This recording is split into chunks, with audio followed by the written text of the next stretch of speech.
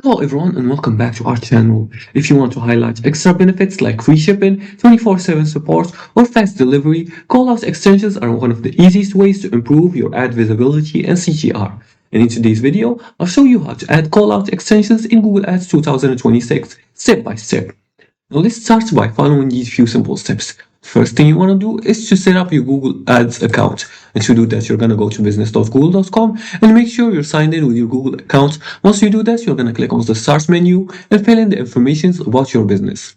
Once you finish filling in the information about your business, you're going to go and then you're going to open the Assets section.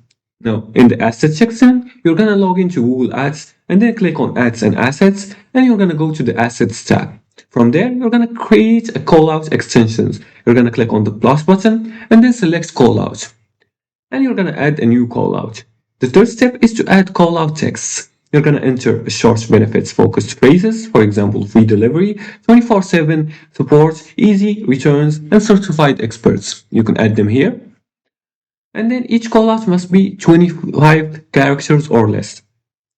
The fourth thing is to choose where to apply it. You can apply callouts at account level, you can apply them at campaign level, or at group level.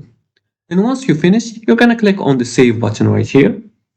And always make sure to use at least 4 to 6 callouts per campaign and focus on benefits, not features, and avoid repeating headline texts.